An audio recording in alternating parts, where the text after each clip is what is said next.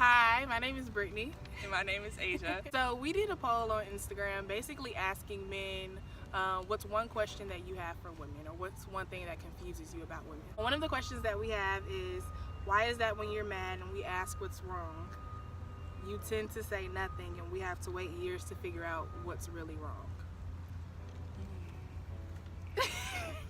Okay, so for me, I tend to say nothing because I don't want to act out of anger.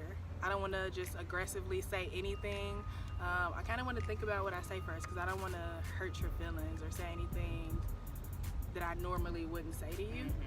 So I tend to say nothing because I want to go back, think about what's really wrong with me first, see if I'm rational, because I could just be in my feelings or just being too sensitive at the moment and overreacting. So I try to figure out, okay, is this something that I really should be mad about, or should I take a step back and just let it go?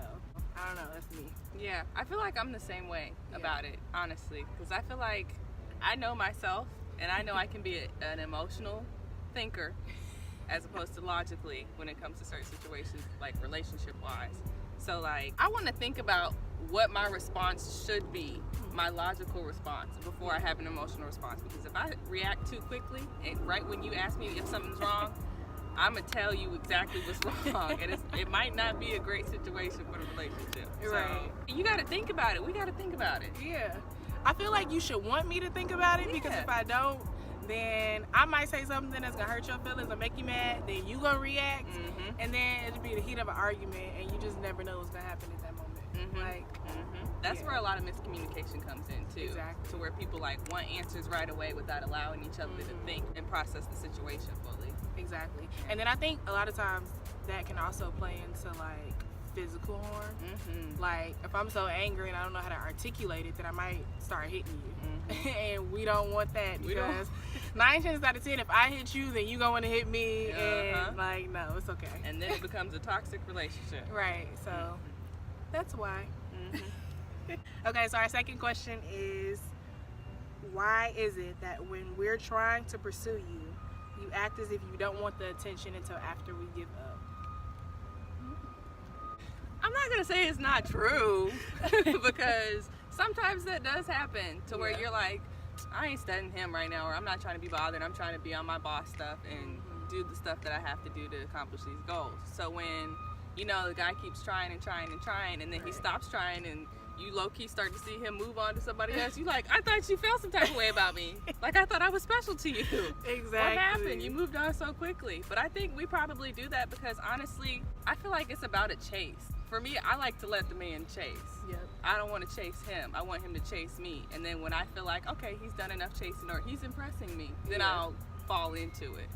Yeah, I think that's it for me too, because you can say you like me and you want to get to know me all day long, but if you're not showing me that effort, then it's like, it doesn't really matter at the end of the day. You can like pursue me, but I want to know that if I'm falling back, or I'm trying to, I don't want to say play with your emotions, because that sounds so bad. If I'm like giving you a little attention and then I don't text you the next day or something, I want to know that, okay, you thought about me.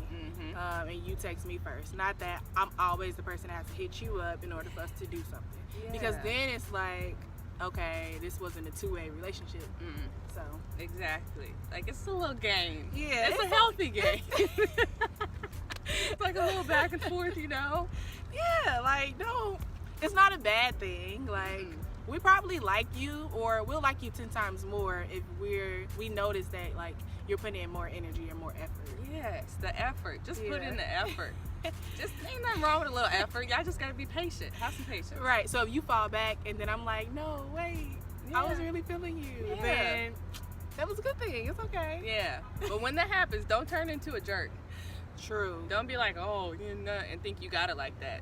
Stay humble. True. Because then it's like, okay, let me fall back for real, because this isn't what I thought you was gonna be like, and that's not cool. Exactly. We have another question, and I don't know how I feel about it. Why do women yearn for a relationship similar to someone else's as opposed to the one that they have now? I don't know, because I personally have never done that.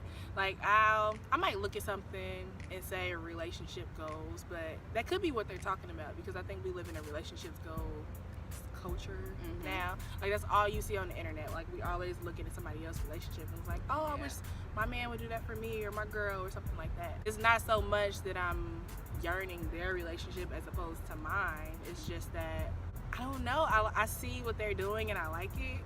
And it could very well happen in mine. I just might. Okay, for example, I might see this girl that bought these tickets for her boyfriend or something, and then to a game that he wanted to go, and I'll be like, oh, relationship goals, and I might mimic that kind of, or be like, oh, that's a good idea, I should do that for my boyfriend or something like that. But I don't think that's me yearning for her relationship. That's definitely not. You know, one thing is, I think just like Brittany just said, like, okay, we're in 2018 right now, obviously. So right now, social media is a big thing, and it affects pretty much everything in everybody's lives nowadays. Right.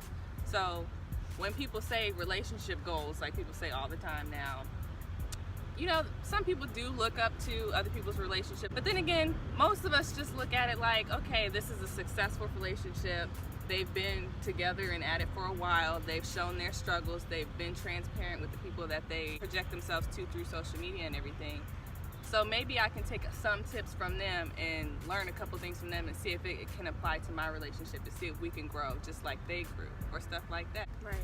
I think the key is just to make sure that you're not trying to mimic somebody else's relationship so much that you forget the value within your own, or try to make the person that you're with into somebody that they're not. And so I think that's a key thing that you should not do at all, because the person that you're with and the person that you are completely different from the people that you are emulating or looking up to or whatever it is. I think that the key thing is just to keep those two things separate. Like you can look to someone for advice, like Asia said, or as a successful couple, but don't try to make your relationship theirs, because every relationship is different and that might just not fit out or work out for the two of you. Yes, that's so true. And another thing, when it comes to men and women, try to tend to not to make generalizations when it comes to women and men. You know, not all women do certain things that you've experienced or certain things that you've seen women do that you're not too fond of. Just like not all men do things that we're not too fond of. Yes, that is so true, because I can't stand that. Like,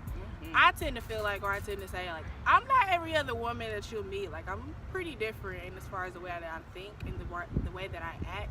So please do not generalize me. Yes. Please. We are not all the same. Just like y'all aren't all the same. No shade.